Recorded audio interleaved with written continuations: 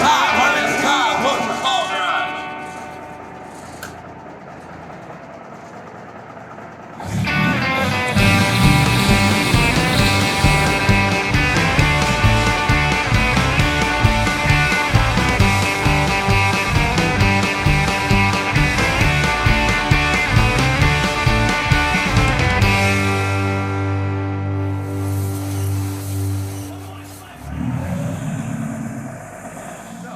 Today, we're gonna be working on our 1980 Kenworth extended hood A model.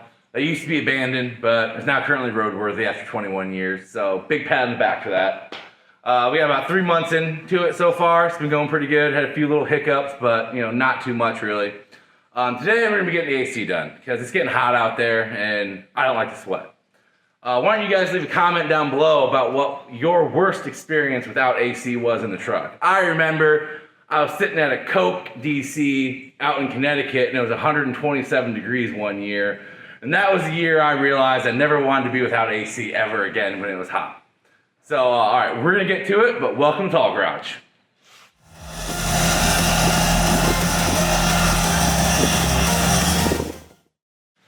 Okay, so first thing is I don't want to buy a grill denser because they're a little pricey.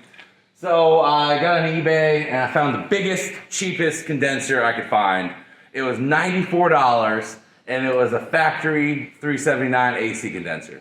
So all I did was I put it in here, I got some channel steel and I mounted it to the front of the radiator. It covers like 3/4 of the front, so good, high efficiency. Then I needed an AC pump bracket. I was gonna make one, but then I talked to my buddy and he had a couple laying around. He gave me this one and that one to try. This one wouldn't work. I think it was off like a Big Cam 4, the newer ones, because it was hitting the fuel lines and hitting the water line for the AC compressor. So we ended up going with this one right here. So I'm gonna get the pump mounted and I'm gonna route some lines and we're gonna go from there. Okay, so how much was the pump? Pump was, with the clutch on it, $303. So total, we're in this for like $400 so far. $400 so far, yep. All right, cool, $400. cool. All right, let's get that pump on. All right, so we got in here to put our heater core and AC core in, and as you can see, that's what he had in there. Some styrofoam because it's good insulation, Can't complain about that, right? What we did back here in the sleeper is took the AC core and the heater core out. We cleaned them in CLR because they were a little rough. We pressure tested them, they tested good. So we got an expansion valve here. I just used one I had for a 359 laying around. We made some hoses right here, high and low side. Got our heater core hooked up. And then for the blower motor, the other one was squealing and locked up. I used a 359 blower motor. I turned the backing plate around backwards and used a 359 squirrel cage on it. So that way it'll fit in here, not hit anything, and it's almost twice the size of the factory A model one, so we should get a lot more airflow that way. So we're gonna go up front and we're gonna finish running these lines and get them hooked up into the T's. We got our number 6 line on the bottom of our AC condenser. We got a number 8 on the top of it. The 8 goes to the discharge side, the port on the AC compressor right here. And the number 6 is gonna go over there to our receiver dryer. Then we have our number 10 line coming off the suction side of our AC compressor, going over there, gonna go to the T to go to the back of the bunk. That's how we ended up getting our AC compressor mounted. I still gotta make a little bracket that goes from here to here so we can take some tension, because right now I feel like this is gonna vibrate too much. We got lines ran over up here. We got, again, our 359 expansion valve right here. And then I made a bracket to mount the receiver dryer down here. I'm gonna put the trinary switch right in here. And then we're gonna tee these lines off to go back to the sleeper right here. And then we'll make the loop through for here. So we are gonna get the lines from the sleeper cut, mounted, and hooked up here. So that way we can tie everything together. These are the T-fittings we were using. Found them online. This was like 40 bucks. Not the cheapest. But the bigger one was only 10. That's kind of odd how they have those priced. I don't know why, but this right here will screw right into our receiver dryer on the exit side, so we can just tee the line off right there. And we got our lines running back to the bunk. I already said that, yeah. Yeah. We just gotta mount them, get them tucked up with the heater lines. And this will be the first time since '98 that the AC has worked in this truck. We have our number 6 line coming off our condenser. That goes into the receiver dryer. There's gonna be a little in on the receiver dryer. So that's where you put that to. I have it teed off right here on the outside of the receiver dryer. One line going to the sleeper, and the other line coming up here to the expansion valve. The next line is your number 10 that comes off your pump. I have that teed off right down here, and that's gonna go back to the sleeper and then up here to your expansion valve. So while I wire this trinary switch up, I'm gonna put the gauges on it and put it under a vacuum to make sure we don't have any leaks. We got a trinary switch wired up here. I have a ground activated fan solenoid. So I have the one wire running down here to the ground. And the other wire for that is shooting up back into here to tie into the cab harness to activate the ground trigger relay to turn the fan solenoid on. Then the other wire I ran over here to turn the AC pump on. And then the last one goes inside the cab to go to your thermal switch. We put the vacuum gauges, we put the vacuum pump on the truck, pulled the vacuum and held it overnight, so we're good there. So we're gonna go inside, we're gonna get the fans hooked up and all the switches because the truck had nothing in it. We got our AC core and our heater core put in. Got our fan motor. I couldn't get the backing plate off of this one, but I feel like if you flipped it around like I did in the sleeper, you'd be able to use 359 parts. Came down here to the switches. Nobody at Kenworth could give me part numbers, and anybody online said they were pretty much obsolete. So I just went ahead and kind of made my own stuff up. So we got 2 on-off toggle switches here. This is to give power to the blower motor. This is to give power to the thermo switch. This is a thermo switch out of a 359, and this is a Jake brake switch from Kenworth dealership. So you have 3 speeds for your fan. So we're gonna get this put together, and then we're gonna be able to start charging the AC. So some of you may be asking, why am I using B model parts? Well, this is the B model HVAC system. Just one 4-way slider switch, which kind of hard to put a little slit into a hole like that in my dash. And it's all ran off of this, and I think they're mostly air controls or electric solenoids. So I just decided to kind of randomize it up and use what was readily available, basically off the shelf. And that way I didn't have to order anything, and I didn't have to find a B model VIN number that would work. The first thing you do when you get all the lines put together, I put the back on it and pulled it down. It got pulled to -25, and it pegged the high pressure side out at 0. And I put it on there for about an hour and a half. The longer the better, really, but after like an hour, you're kind of wasting your time, in my opinion.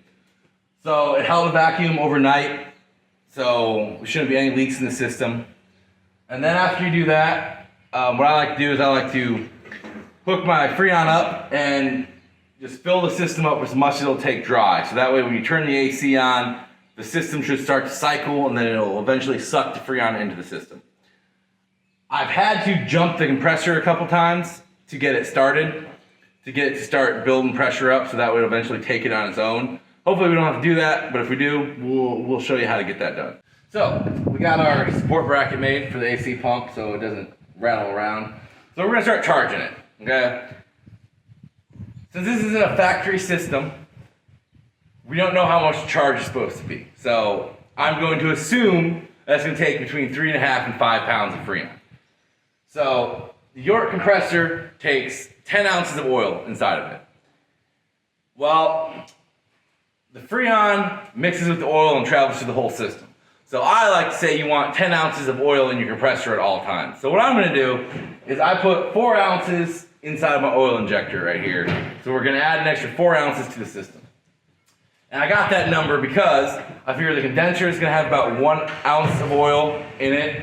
Each of the evaporator cores and expansion valves, you're gonna take about 1 ounce of oil. And then the receiver dryer is gonna have about half an ounce, and the rest of it is going to be distributed to the lines. So, good rule of thumb is you want to do a 6-to-1 ratio. And for every 6 ounces of Freon you put in, you want 1 ounce of oil. So, we're going to get started up. I put the initial burst into it, so hopefully the compressor should start to cycle and start to suck it in. I should be weighing it though, so that way I know. I'm probably going to go get my scale and weigh it, so that way I have a rough idea of how much the charge is supposed to be if I ever have to do this again. We're going to get started up, and we're going to start attempting to charge the AC. So this is a scale I have. I got it off Amazon. For like 5 years. Works pretty good, haven't any problems. This is the valve you put into it, and then you type in you want to put a charge of 5 pounds into it, and this would automatically stop it when you lost 5 pounds of weight. So it's pretty nice when you know how much the system is supposed to take. Again, you can get this on Amazon for less than $200. So which is sounds kind of expensive, but it's worth it if you do it a lot. If you're just doing it once in a while, you won't need to, and I'll show you how to read the gauges so you know how to do it without the scale. It just makes it a lot easier.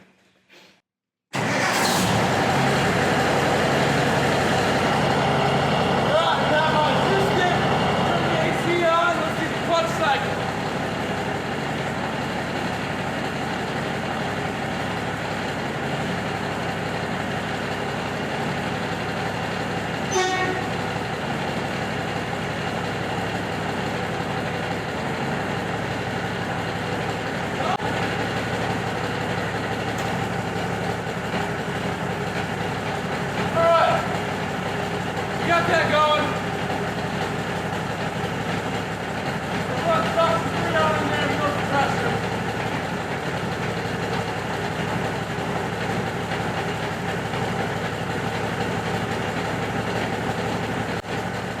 You really just want to watch your gauges right now.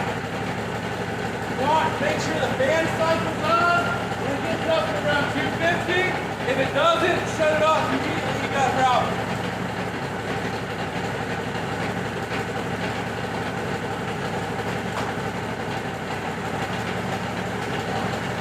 About half a pound in right now. It's going to take a minute.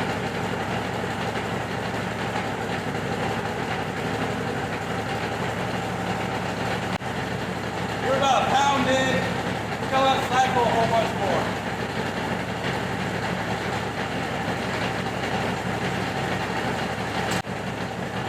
Make sure you have your blowers up high in the cabin sleeper, and make sure you have to circulate on. All the doors closed, the windows rolled up.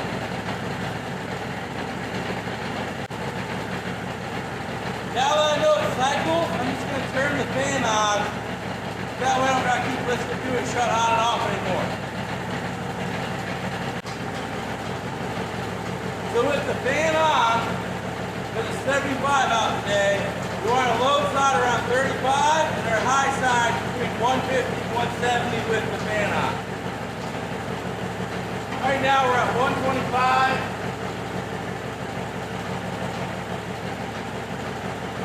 And 30. We got about 2 pounds in it so far.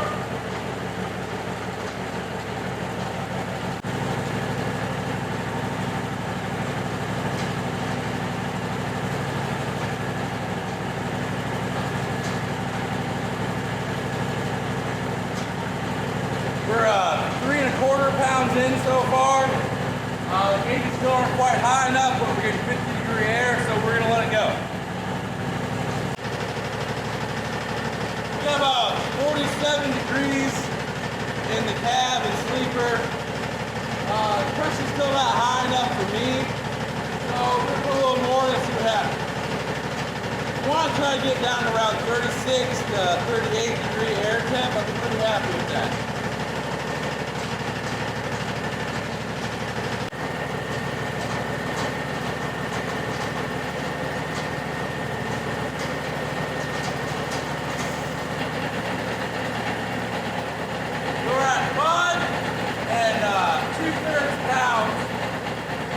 Our temperature finally got up to 150 with the fan on, and we're getting about 45 degree air. I'm going to wait until it's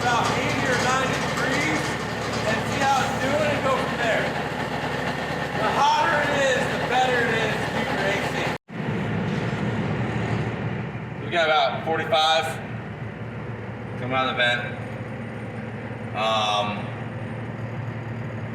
It was 45, it's 47 now. 45, yeah. We're gonna wait till it's a little bit hotter out.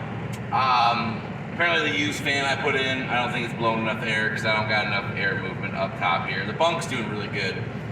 So I'm gonna give it a hold Dan's, get another blower motor and another wheel from 359, put in here. Hopefully that'll up it a little bit. But still pretty comfortable. I mean, there's no complaints. 45 is definitely better than 70 or 80. So that ain't too bad. So then we put almost 5.5 pounds in the system. So all in all, I'll say we did a pretty good job. Not including the initial first little bit of charge, we put about almost 5.5 pounds in it. So 5 3/4 in the whole system, which with a big condenser and all the lines, cab, sleeper, I don't think that's that bad. Our pressure didn't get over at 150 with our fan on, so that was pretty good on our high side. The cycle rate was pretty consistent. It wasn't horrible, it wasn't great. Only thing I have an issue with is it's not blowing enough air up front. So I'm gonna get, again, a new squirrel cage and blower motor from Dan's shop. Hopefully that'll solve that and that'll help get it a little bit cooler in there. But thanks for watching, guys. We appreciate it. Make sure you like and subscribe and leave a comment down below. Edit that together, Ken.